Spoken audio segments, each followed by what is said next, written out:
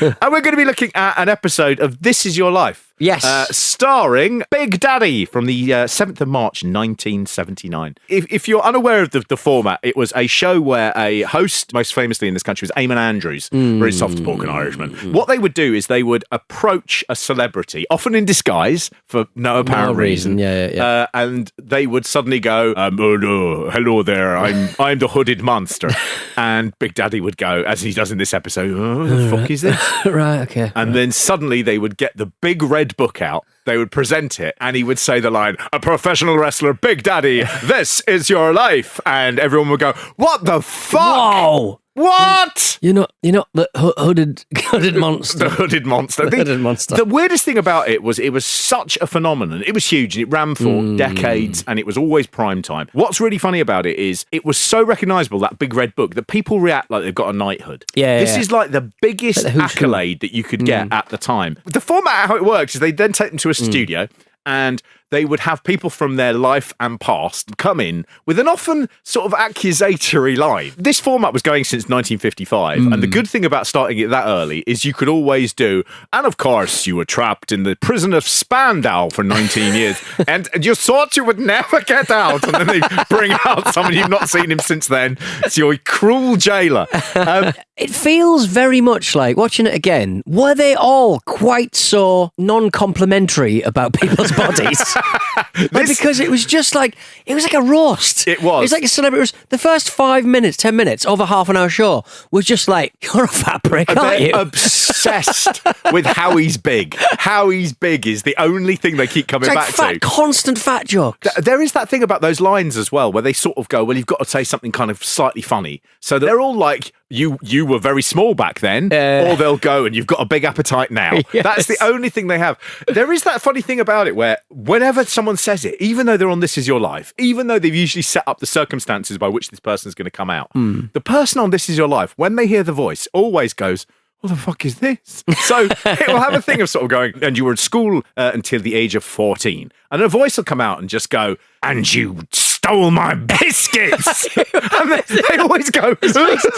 There must be so many of these that the person in question has no fucking clue who these people are. I mean, I will tell you, there are 4 people who turn up here who Big Daddy has not seen since the 1930s, which is hard work. Eamon Holmes comes out as the hooded monster. I love it when they've never seen wrestling before, and they kind of go, "What would wrestlers have?" And they sort of go, "Big monster head, like an alien." They go, "Yeah, fine, out he comes." You going to wrestle in that? No. No. Has any wrestler ever worn anything like this? No.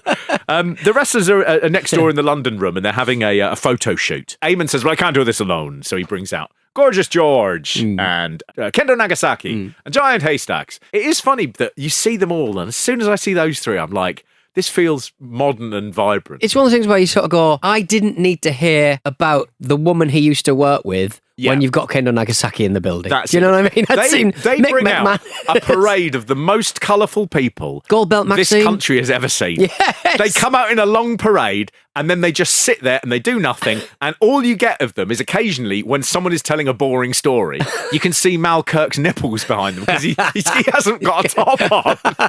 It's really funny. All the wrestlers have gathered next door for a photo shoot, and there's a calendar that looks a bit like that. So I think around this time they are doing these sorts of things. It's not like you'd go, why are we doing a big photo shoot?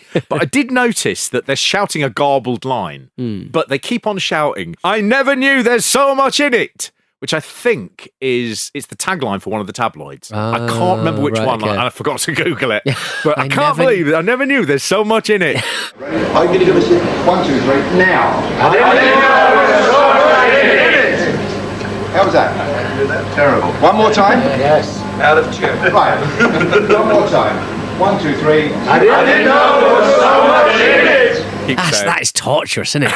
It's a long one. I never knew. So we're thinking about a person who never knew something. Yeah. There was so much in it. So we're not even, half of that sentence, we're not thinking about the newspaper. No. Also, they're at the point where they do now know there's so much in it. And they're going, God, back just in the say day, there's so much in it. Yeah, I didn't know. But I didn't know. Yeah, that's fine. That's how learning things works. It's a human experience to some degree. You know. I weren't on the move 5 minutes ago. Thank you, Neil Armstrong. Thank you. It's very helpful. Yeah. The hooded monster comes out, and Daddy cannot compute what is happening. So Eamon Holmes comes out and he sort of says, there's one person in your long career that you never faced, and that's the hooded monster. And Big Daddy goes, yes. Yes. And he's looking around like, the fuck is this? What's the fuck this? The hooded monster. Which of them is this? Is he the tax man? Is he serving me purpose? What's going on? And Eamon just suddenly goes, Big Daddy, this is your life. And Big Daddy goes, never. He cannot believe it. The problem is, when it's This Is Your Life, I think when they give you the book, you have to go, you got me. You caught up with me. Oh, bloody Eamon Andrews. If you go, what am I doing on This Is Your Life? It's a bad sell. You're so fucked. Yeah. Me? What the fuck are you going to talk about for 24 minutes? Well, I guess you know everyone here except the hooded monster. Absolutely. Good. Well, let's meet. Because star of wrestling, Big Daddy of them all, known to millions of wrestling fans as Big Daddy. Tonight, this is your life. Never.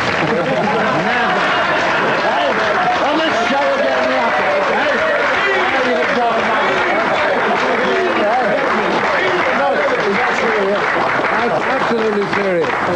Anyway, You're talking about my belly. Yes. We're just going to talk about you being monstrously fat. And let's not forget, you do have a girl's name. We're going to say that quite a lot as well. We're going to tell a story about a failed marriage and also that you grew up in terrible poverty. Okay. They bring in the wrestlers, and I mean, the list is... It's amazing. Oh, you have great giant haystacks, Kendo Nagasaki, who comes out with his mask off. Yes. He's Peter Thornley. The thing about Kendo is there's always been that thing where he's like, who was Kendo? And every time you see him on something, you're like, oh, he's Peter Thornley. Peter Thornley now, continually. He comes out with Gorgeous George. There's Mal Sanders, Bobby Ryan, Roy and Tony Sinclair, Burt Royal, Vic Faulkner, Jimmy Breaks comes out wearing his cape as well. Yes, lovely. Brilliant. Steve Gray, Pete Roberts, Mike Marino, Alan Dennison, Dave Bond, Soul Man Dave Bond, Wayne Bridges, Johnny Quango, Tally Hoke, Kojak Kirk, Bruno Ellington, and then Gold Belt Maxine. I mean, it's like everyone, isn't it? They've given Daddy time to change. Daddy's not used that time wisely. No. He's wearing blue tracky bottoms, and he's got a zip-up red top that he's not zipped up. It is amazing to see this, and I would say there's something about this which never comes across in a world of sport when he's wrestling, but which I think did come across in the arenas. This really does show Daddy as being so sweet. He's like a big kid, and he's got great big expectant eyes, and he's just like a sort of baby seal that's gone all massive and Halifax. They mention, obviously, as you say at the start, they mention he's got the name Shirley, and they sort of say, in your family, that's a man's name. Which... Well, you're from, that's a man's name, isn't it? Yeah. Yes. And they show him wrestle, just a little clip, but it cuts back, and he's watching that screen like he's never seen himself wrestle before. And he's really like, that is fantastic. Well, it's like, it's the most mobile I've seen Big Daddy. They bring in the first person, they talk about his costumes. And he's very particular about them being a nice fit to show off his figure. Daddy looks like he's got no idea who this is. Turns out to be his wife, Eunice. It's his wife. That's right. Yeah. And out she comes with the kids and his in-laws. The in-laws, they are so proud of their son-in-law. It's dad-in-law. He's shaking his hand, looking at him. He looks like one of those guys who he's obviously been through the war, and he would have worked as a sort of like a concierge at a theatre or something. He's just got that sort of like little security man look about him. But he is looking at Big Daddy with such... The idea to him that one day he would be related to someone who is on This Is Your Life. It's just unimaginable. Just brilliant. Eunice does mention that he's between 20 and 23 stone. I think that's on the low side. I don't know. I feel like height, that is a size. I mean, I know people who are like cracking off a 20 and they don't look like that. No, they don't. They don't. I don't quite know why they're underplaying that. But she mentions, I have to take a lorry to the supermarket. And Big Daddy does sort of just go, please. Please, come on. The life insurance people, yeah.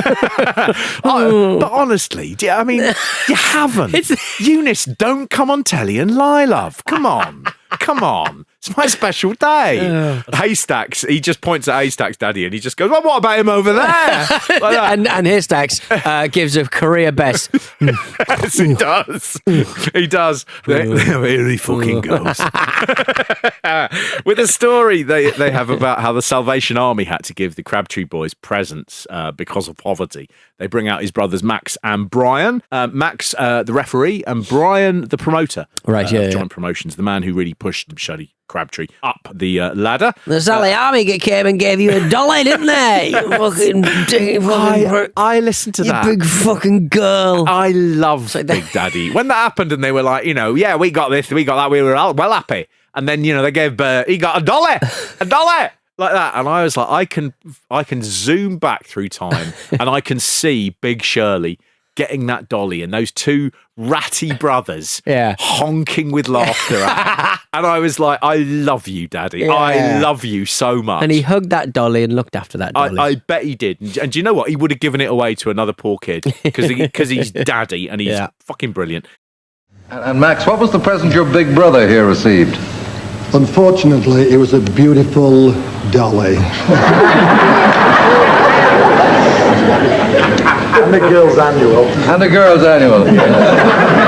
How did you react to those presents, do you remember? Absolutely choked. The Salvation Army did a wonderful job. It was very nice. They mentioned he went to Pelham Lane School. Hey, Shirley, you haven't lost your hanky, have you? That was such a weird sort of vault fast. It came out of nowhere. It hits you right upside the head, and you're like, what the fuck is it? Well, those early school days, anyhow, are spent at Pelham Lane Junior School, and like other children, you're warned every day by your mother not to lose a very valued possession. Hey, Shirley, you haven't lost your hanky, have you? He was at school with you back in the 1930s, former rugby league star Jack Wilkinson. This sort of disembodied voice going, here, Big Daddy, here, Shirley, you haven't lost your hanky, have you? It's those weird, weird stories that like, a guy who was at school with Big Daddy has remembered one thing. Yeah, meant a lot to him, meant Daddy nothing to Big Daddy. Clue about it. He wouldn't have a clue. And he sort of mentions, it was the day your dad died. Yes. You lost your hanky. What I need to set up is that back in the 1930s, a linen handkerchief wasn't simply something Just a lot of linen, stick in your pocket. On your woolen jumper, you had to attach it so you wouldn't lose it. So there's a lot of hanky exposition He here. does manage to get a line which I think has been worked, and he does hit it where he just goes, I tell you, if Shirley had a linen handkerchief that he'd lost, he'd have lost every pinfall to his mother. Slightly fumbled it as well. And I was just like, well, that's fine. But I was like, these are being presented like a bit of fun.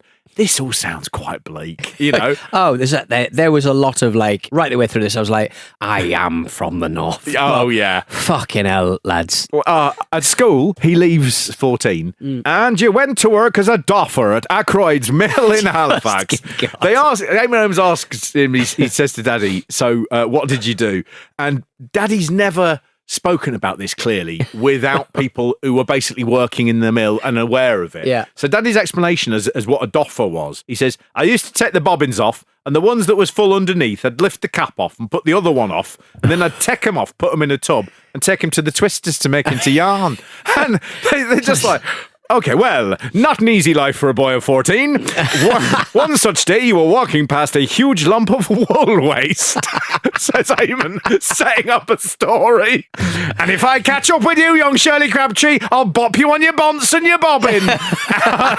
There's a woman he worked with in a like horrible factory at 14. In the 30s. Yeah. Child labour. And they bring her out. She comes out and she tells a story basically about how Big Daddy threw a load of wool waste around. But then she says he used to lift me up to look to see if the boss was coming. She said if the boss was coming, he'd put me down. And Big Daddy at this again, just perfect. Scene. He runs over and he just lifts her up now, and everyone's just like, yeah. And I was watching this. He sort of belly grabs her though. Like it's not really like he doesn't do it with his arms. He's not strong. He's not strong. He's got really stringy arms compared in place, and lifts, and then he rotates, leans back onto his heels. It's just like a fulcrum, and and he rolls them up. I noticed that. Weak daddy. Weak daddy. Again, loads of people will have thought about bringing back This Is Your Life. Yeah. And you just go, thing is, I think we're like 6 minutes into this show, right? Big Daddy is lifting up a woman who he worked with in poverty as a child in a flax mill that no longer exists. I mean, She's got a best outdoor coat on. yeah, Everyone just brought their best outdoor coat. it's so good. Big Daddy then, he goes from there, he goes to a gym run by Sandy Orford. Sandy Orford, Welsh wrestler. I think he trained some Olympians as well. But he's not a natural raconteur, is old Sandy. He was one of those tall, thin boys. All he wanted to do was drink milk. He was a small, thin boy. He's rattling on. Boy. He was one of those slim, tall boys, and he came to train at my gymnasium, but I couldn't get him to train. All he wanted to do was to drink milk. Why did he want to drink milk? Well, you see, he was a fanatic on these foods. Didn't want to put on too much weight, I suppose. No, he didn't want to put on too much weight. But you see, he was a small, thin boy then. But I don't know since. He must have been making up all the chip butties he lost. And his point is, look at him now, innit? Yeah. You know, there is something about that, though. You do sort of go, that is rooted in Big Daddy's like childhood poverty, isn't it? Because being that size is a sign of being fed. Yeah. And that, you do sort of go, there were different criteria by which people, would have seen that. Eamon does mention that Daddy is still an enthusiastic weightlifter. Not sure. He picks him up and rolls on the ball of his foot. That's what he does. You used your muscle power to lift your family out of a needy existence to a better life. And sadly, your first marriage failed. But today you pass on keep fit techniques to various people. Why did they put that divorce thing in the He middle? looks so wounded when it comes out. Failed. I love the, you got your family out of poverty, your marriage collapsed, and you still do keep fit techniques. This is a lot of ground being covered. Amazing. They do a little message from the singer Anita Harris as well. She's on an ice ring. She's an ice ring for some reason. Again, she makes it clear they've met once. And Yes. I was the dumbbell. Hello, dumbbell. Oh my God. It's awful. Hello, darling. She says, you gave me a few tips in a most gentlemanly way. You're my favourite big cuddly gentleman of sports. And when Daddy is in picture, when she says, you're my favourite gentleman of sports, he turns to Eunice and goes, I am. She then comes out, rubs his belly. She says, there's a ruby in there. Like rhyming slang for Ruby Murray Curry. Edit that out.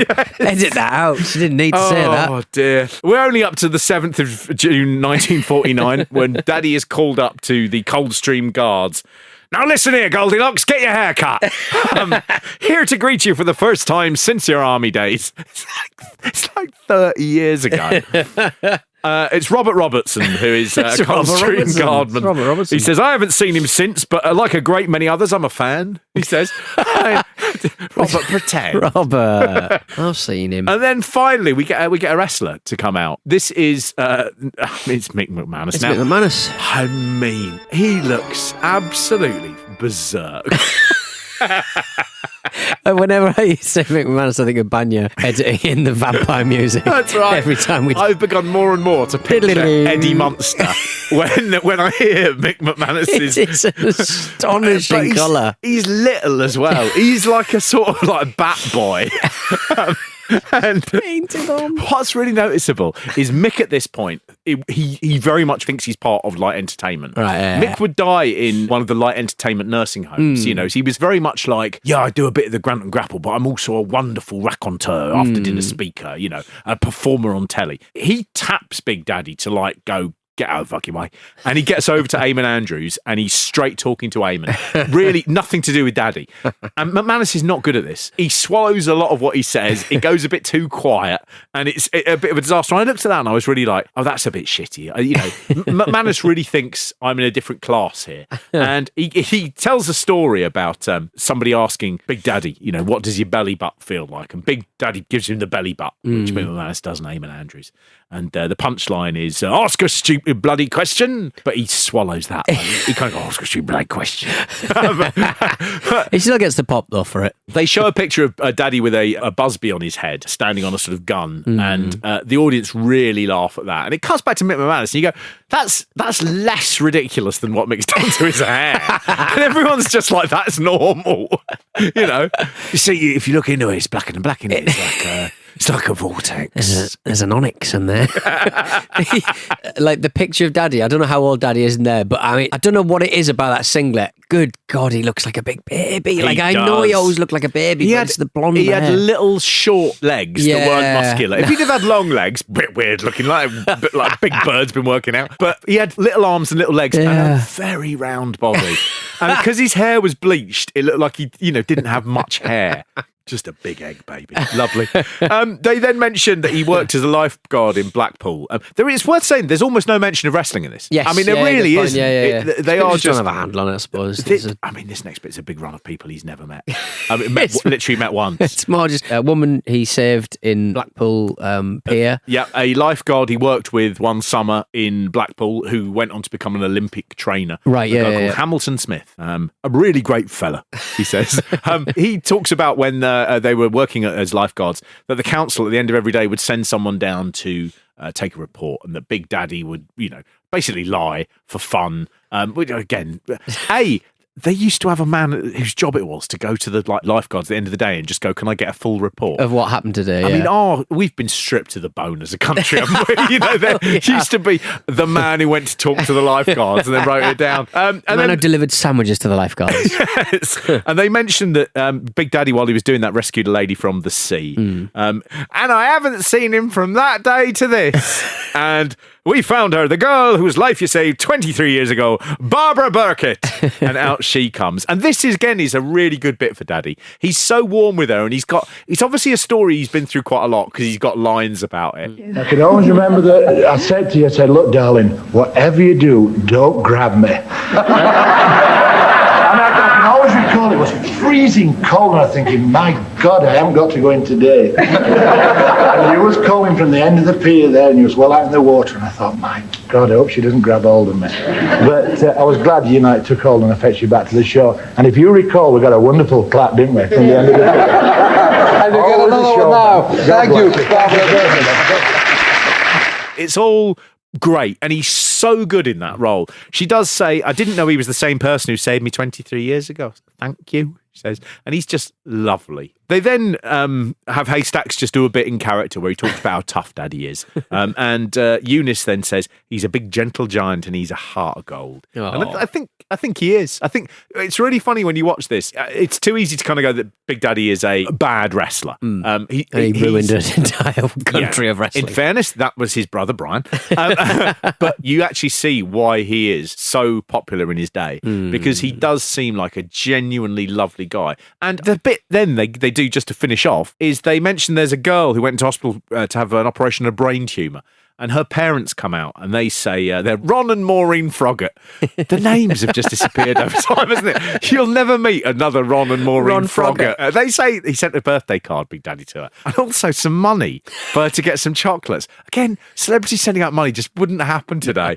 And they said he sent her loads of cards when she was in hospital. And then when she got better, he brought her to a live show, announced to the audience she was there, and then presented her with a bouquet of flowers in the ring. And they said, and she's here today, Carrie Froggatt. The show is not got much time. So she comes out, she's the big sort of last reveal, and Daddy just gets to sort of hold her arm up like a champion. He starts applauding her, and then all the family and friends just swarm onto them. And the Froggatt family are very much shut out. And poor little Kerry Froggatt, with her special connection with Daddy, is sort of looking, trying to get his eye, and he's then just going, who's he? And you do get the impression that they were hoping for a hug, really, and it just sort of is a bit like they get totally swamped. Got a belly bounce of them. But Jesus Christ, this show flies. There is no fat on this show, is there? It is just bam, bam, bam, bam, bam, good night. Yeah. You know? Astonishing. But you don't learn anything about Big Daddy the Wrestler. No, Not no, at because all. they don't want to know about Big Daddy the Wrestler. They want to know Big Daddy's belly. That's and it. talk about that. He's monstrously fat. How much milk do you drink? Here's a child. What's really interesting is in the years after this, they really, really tried to turn Big Daddy into a TV star. And so not just on the wrestling, they were aware how popular he was. When Tiz Was came to an end, the kids program, the first idea was for a show called Big Daddy's Saturday Club. And he made a pilot of it. And I would love to see that. they announced a series, Right. and he pulled out at the last minute. He just said, I don't want to do it. Don't want to do it. You know, Saturday morning, I'll be having me pies and chips. To watch the dogs run around. I like to have a shit. And so I save it up all week and do a big shit.